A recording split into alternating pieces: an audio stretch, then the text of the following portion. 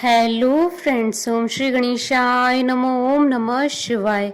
आप सभी का स्वागत है आपके अपने यूट्यूब चैनल पर।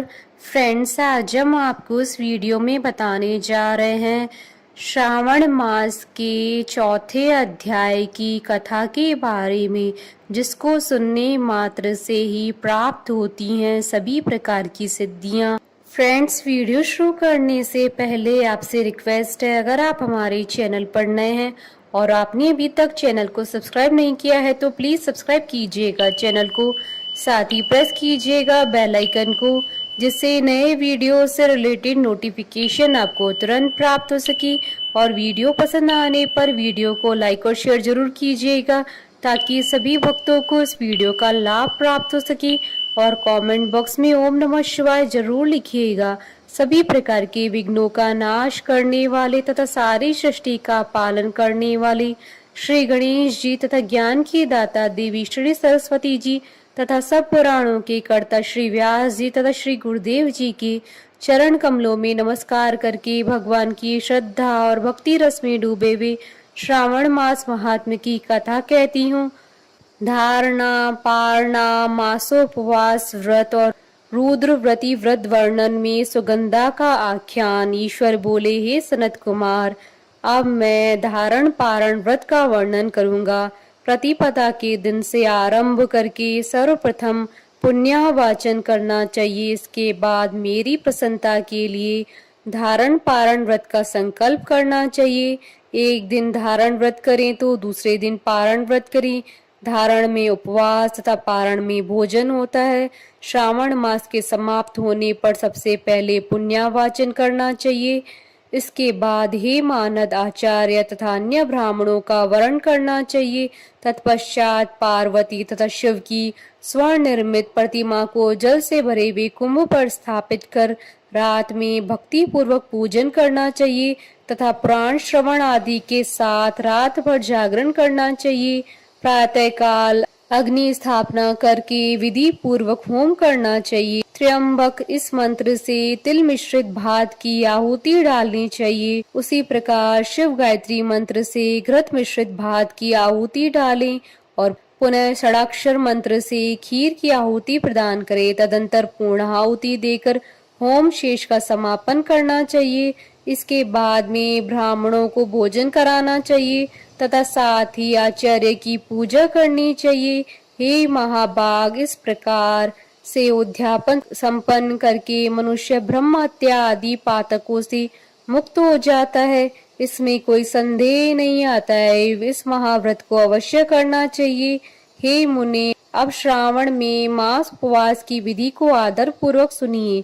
प्रतिपदा के दिन प्रातः काल इस व्रत का संकल्प करें। स्त्री हो या पुरुष, मन तथा इंद्रियों को नियंत्रित करके इस व्रत को करें। अमावस्या तिथि को लोक का कल्याण करने वाले वृषध्वज शंकर की अर्चना और पूजा षोडश उपचारों से करें। तदंतर अपनी सामर्थ्य के अनुसार वस्त्र तथा अलंकार आदि से ब्राह्मणों का पूजन करें, उन्हें भोजन कराएं तथा प्रणाम करके विदा करें। इस प्रकार किया गया मास उपवास व्रत मेरी प्रसन्नता कराने वाला होता है। हे सनत कुमार, मनुष्यों को सभी सिद्धियां प्रदान करने वाले लक्ष्य संख्या परिमित रुद्र व्रती व्रत के विधान को सावधान होकर सुनिए। अत्यंत आदर पूर्वक कपास के 11 तंतुओं से बत्ती बनानी चाहिए। वे रुद्र व्रती नामावली बत्तियां मुझे प्रसन्न करने वाली है। मैं श्रावण मास में भक्ति पूर्वक डिवोन के देव गौरीपति महादेव का इन 1 लक्ष संख्या वाली बत्तियों से निराजन करूंगा। इस प्रकार श्रावण मास के प्रथम दिन विधि पूर्वक संकल्प करके महीने भर प्रतिदिन शिवजी का पूजन कर 1000 बत्तियों से निराजन करें और अंतिम दिन 71,000 बत्तियों से निराजन करें, अथवा प्रतिदिन 3000 बत्तियां आदर पूर्वक अर्पण करें और अंतिम दिन 13,000 बत्तियां समर्पित करें, अथवा एक ही दिन सभी 1,00,000 बत्तियों को मेरे समक्ष जलाएं। प्रचुर मात्रा में घृत में भिगोई हुई जो स्निग्ध बत्तियां होती हैं वो मुझे प्रिय हैं। तत्पश्चात मुझ विश्वेश्वर का पूजन करके कथा श्रवण करे। सनत कुमार बोले, हे देव देव, हे जगन्नाथ, हे जगदानंद कारक, कृपा करके आप मुझे इस व्रत का प्रभाव बताइए। हे प्रभु, इस व्रत को सर्वप्रथम किसने किया तथा इसके उद्यापन में क्या विधि होती है? ईश्वर बोले, हे ब्रह्मपुत्र, व्रतों में उत्तम इस रुद्रवर्ती व्रत के विषय में सावधान होकर सुनिए। यह व्रत महापुण्यप्रद, सभी उपद्रवों का नाश करने वाला, प्रीति तथा सौभाग्य देने वाला, पुत्र पौत्र समृद्धि प्रदान करने वाला, व्रत करने वाले के प्रति शंकर जी की प्रीति उत्पन्न करने वाला तथा परम पद शिवलोक को देने वाला, तीनों लोकों में इस रुद्र व्रती के समान कोई उत्तम व्रत नहीं है। इस संबंध में लोग यह प्राचीन दृष्टांत देते हैं। शिप्रा नदी के रम्य तट पर उज्जैनी नामक सुंदर नगरी थी। उस नगरी में सुगंधा नामक एक परम सुंदरी वीरांगना थी। उसने अपने साथ संसर्ग के लिए अत्यंत दुस्सह शुल्क निश्चित किया था। 100 स्वर्ण मुद्रा देकर संसर्ग करने की शर्त रखी थी। उस सुगंधा ने युवकों तथा ब्राह्मणों को भ्रष्ट कर दिया था। उसने राजाओं तथा राजकुमारों को नग्न करके उनके आभूषण आदि लेकर उनका बहुत तिरस्कार किया था। इस प्रकार उस सुगंधा ने बहुत लोगों को लूटा था।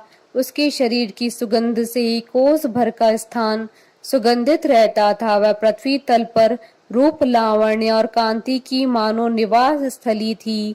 वह 6 रागों तथा 36 रागिनियों के गायन में तथा उनके अन्य बहुत से वेदों की भी गान क्रिया में अत्यंत कुशल थी। वह नृत्य में रंभा आदि देवांगनाओं को भी तिरस्कृत कर देती थी। वह अपने एक एक पग पर अपनी गति से हाथियों तथा हंसों का उपहास करती थी। किसी दिन वह सुगंधा कटाक्षों तथा भों चालन के द्वारा काम बाणों को छोड़ती हुई क्रीड़ा करने के विचार से शिप्रा नदी के तट पर गई। उसने ऋषियों के द्वारा सेवित मनोरम नदी को देखा। वहां कई विप्र ध्यान में लगे हुए थे तथा कई जप में लीन थे, कई शिवार्चन में रत थे तथा कई विष्णु के पूजन में तल्लीन थे।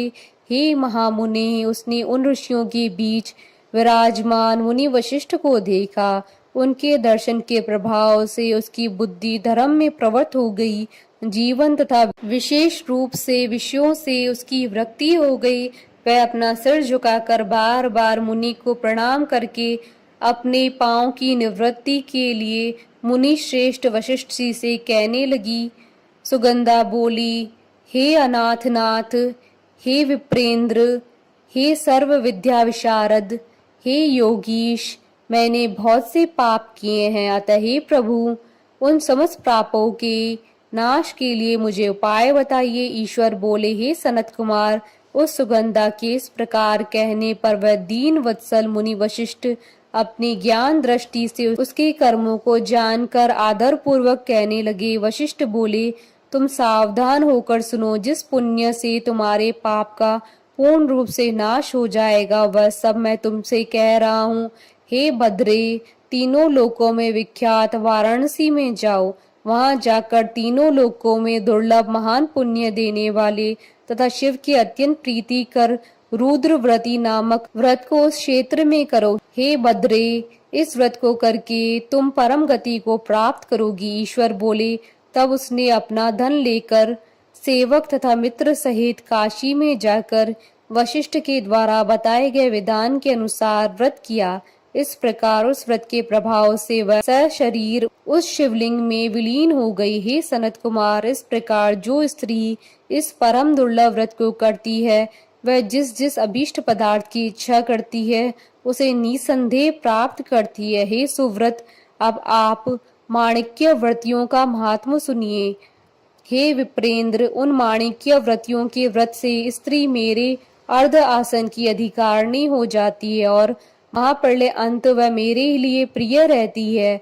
अब मैं इस व्रत की संपूर्णता के लिए उद्यापन का विधान बताऊंगा। चांदी की बनी हुई नंदीश्वर की मूर्ति पर आसीन स्वर्ण में भगवान शिव की पार्वती सहित प्रतिमा को कलश पर स्थापित करना चाहिए और विधि के साथ पूजन करके रात्रि में जागरण करना चाहिए। इसके बाद प्रातःकाल नदी में निर्मल जल में विधि पूर्वक स्नान करके 11 ब्राह्मणों सहित आचार्य का वरण करना चाहिए। तत्पश्चात रुद्र सूक्त से अथवा गायत्री से अथवा मूल मंत्र से घृत खीर तथा बिलपत्रों का होम करना चाहिए। इसके बाद पूर्णाहुति होम करके आचार्य आदि की विधिवत पूजा करनी चाहिए तथा सपत्नी 11 उत्तम विप्रों को भोजन कराना चाहिए। हे सनत कुमार, जो स्त्री इस प्रकार से व्रत करती है वह समस्त पापों से मुक्त हो जाती है। तत्पश्चात विधान पूर्वक कथा सुनकर स्थापित की गई समस्त सामग्री ब्राह्मण को दे देनी चाहिए। इससे निश्चित रूप से 1000 अश्वमेघ यज्ञों का फल प्राप्त होता है। इस प्रकार श्री स्कंद पुराण के अंतर्गत ईश्वर सनत कुमार संवाद में श्रावण मास महात्म्य, धारण पारण मासोपवास, रुद्रव्रती कथन नामक चौथा अध्याय पूर्ण हुआ। बोलिए भगवान शंकर माता पार्वती जी की जय। हमारे साथ इस वीडियो में अंत तक बने रहने के लिए आपका धन्यवाद। ओम श्री गणेशाय नमः। ओम नमः शिवाय।